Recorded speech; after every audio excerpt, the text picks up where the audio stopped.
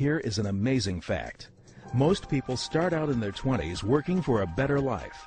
They work 45 years to achieve their dreams with the goal of retirement. Yet statistically, for every 100 people who reach the age of 65, 1% are wealthy, either because they inherited their wealth or they owned their own business. 4% are financially fit or independent. 5% are still working. 28% are dead, probably because they worked themselves to death. And 62% are just flat broke, living paycheck to paycheck, requiring assistance from the government, family, or charity. After 45 years of hard work, 95% of people don't make it. They tread back and forth between home and work, simply trading time for money, creating a rut to bury their hopes and dreams. Most people don't plan to be in the 95%, but by the time they realize it, they are stuck, drowning in boredom, bills, credit card debt, and a fixed income. The reason? 95% of people spend up to 45 years of their lives making the other 5% successful. They work a plan for someone else's financial success, not their own. So what are your options to earn additional income? What is your plan B? Work more hours? Get a second job? Own your own business? What kind of business would you start?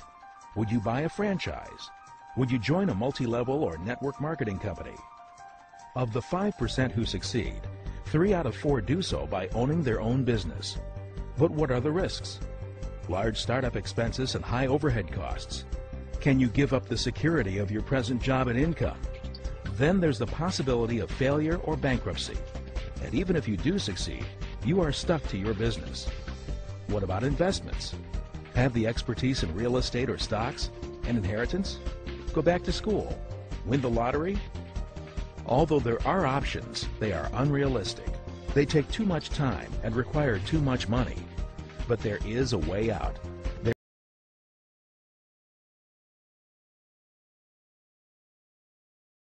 If you can change your outlook, change some of your values, and change your rules, you'll find there's a whole other set of rules out there that are more conducive for people who want to be rich.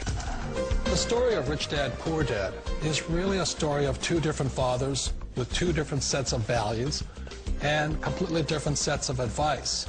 So I don't mean to insult anybody or, to damage your values, but really that was the difference. For example, my poor dad always said, go to school, get good grades, get a high-paying job, work hard, live below your means, save money, get out of debt, have a good retirement plan. That was my poor dad's values. My rich dad said, you probably won't get rich doing that way because very few people get rich following that plan. But you thought saving money made you money. If you take a look at this 40-year run on the dollar is designed economically to lose money every single year. So why would you save something that loses money every year? And what this means for somebody on retirement plans is that after you retire, the value of your dollar goes down and your cost of living keeps going up. To my rich dad, that was bad advice and made no sense. Again, it was different value. The important diagram my rich dad showed me when I was a little boy was a diagram known as a cash flow quadrant. And the quadrant is made up of the 4 different people who make up the world of business. So my rich dad said, in the world of business, there's E's. And E's stand for employees. An employee, he says, you can always tell who they are by their core values. And what the employee, whether the president or the janitor of the company, will always say the same words. The words are, I'm looking for a safe, secure job with benefits. That's what makes them an employee, because their core values are security. The other one of the 4 is the S, or the small business owner or the self-employed. And again, their core values will cause them to use the same words, which are, if you want it done right, do it by yourself. S means they're also solo. They're generally one-person act, or they operate by themselves. On the right side of the quadrant are the B's. And what Rich Dad said the B stood for was big business, or like Bill Gates. Forbes defines big business as 500 employees or more. And their words are different. They say, I'm looking for a good system, a good network, and the smartest people I know to help run my business. So they're unlike the S. They don't want to run the company by themselves. They want smart people to run their companies for them. And then the fourth of the quadrant is the I, and I stands for investor.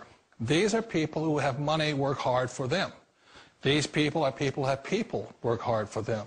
And these are the people that work hard for the rich here. So early on in my life, it was my poor dad who always said to me, you know, Robert, go to school and so get a high-paying job. And so my poor dad's core value was to be an employee. He wanted job security, promotions, a steady paycheck, and all this. And so it was my rich dad who said to me, he says, you know, Robert, if you really want to be rich, learn to build businesses. It made more sense to him to work hard to build a business, something you owned, and something you could pass on for generation to generation to your kids. Whereas my poor dad said work hard, but my rich dad said, why would you work hard for something you'll never own and you can get fired from right away? Again, that was the difference in values. So my rich dad suggested I learn how to be a business owner and learn how to be an investor. And that's one of the big differences. On this side of the quadrant, these people here work for security. They work for money also. On this side over here, their key value that they want is they want freedom. They don't want to have to work at a job anymore. They don't want to have to work for the rest of their lives. So the beauty of building a business and learning how to invest is very simply that this is passive income. You work hard for a few years, but possibly for the rest of your life, income keeps flowing to you. Of all the businesses out there, which type do you choose? One of the reasons I consider a direct selling business a perfect business is very simply because the company will work with you to get the business skills that make you rich. Always remember that it's not money that makes you rich, it's business skills. And that's why it's a perfect business. They'll take as long as you like to get the skills to make the money. And that's a lifetime skill thing. The other part about it is the low startup costs. You know, where else can you get in for under $500 and get these skills? For people who want to make the shift over to the B quadrant, which is what I would recommend for people, one of the beauties of a network marketing company is that you can do that for a very low price. And that's why I talk to people about considering network marketing. If you're to build a Microsoft, it would take you hundreds of millions of dollars. But a network marketing company allows you to start at a very low rate. They'll be patient with you. They'll take their time to transition over here. And the reason why that time is so important to most people is it takes time to change those values. And the most important thing is once you take the time, let's say it takes 1 year, 2 years, 5 years, whatever time it takes, once you see the value or the core values of this side and this side, you're unstoppable. Today, I would never go back and get a job. Why should I? I'd rather stay on this side, build companies, pay less taxes, and make more money. But the key is a person needs to change the values from my poor dad to the values of my rich dad. And that's one of the beauties of network marketing companies. They allow you the time, and at very low cost, they'll work with you to make that transition over there. The number one asset a person can build is build a business. That is the smartest thing you can do. Years ago, I decided not to follow the corporate ladder simply because, again, it was values. You know, my poor dad always said, go to school and get a high-paying job with the government or a big corporation. But my rich dad said, why would you work so hard at something you'll never own? You can't sell your job. You can't pass it on to your kids. So to me, it never made any sense. It made more sense to build my own business and hire other people. The other reason is that you really don't have much control if you're in the corporate ladder world. For example, you can get fired at any time. Or today we have what's called M&As, or mergers and acquisitions, where another company buys another company. So you could be a great employee, but the company that buys your company just fires you. Wait a minute. This sounds too good to be true. Like one of those get-rich-quick schemes. It's not a get-rich-quick formula. You don't just do it overnight. It takes time. I still remember the first time I made that transition was back in 1978 when I fully quit my job and I had to depend upon my company that I was building to support me. So I understand the fear. The beauty, the most important thing to remember is this. There's two kinds of people in the world. There are the types that will say, you'll never make it.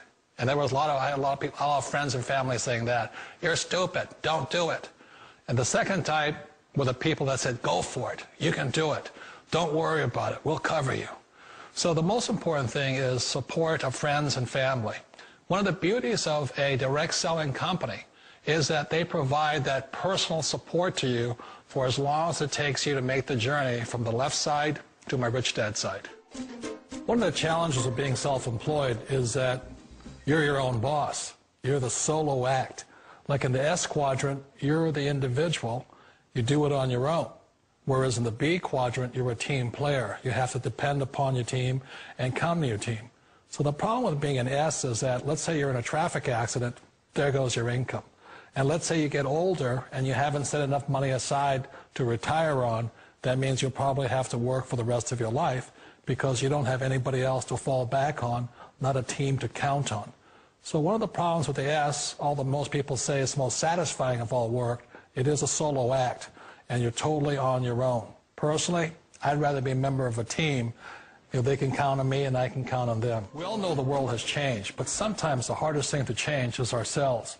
And being an old guy, I sort of know the older I get, I sometimes get more set in my ways. And I think that's one of the things that a direct selling business offers people, why it's the perfect business. They allow you to take your time to make the mental, emotional, and physical changes required to move from the left side to the rich dad side. I think that's a big thing. It's a very gracious, it's a very elegant way, it's a patient way of supporting you in making the changes of your life. So please remember, change always creates upset, but sometimes we all know we have to make those changes. And if you know it's time for you to make that change, then the perfect business may be a direct selling business for you. Direct selling. It is quite possibly the perfect business for you. For more information, contact the person who gave you this video.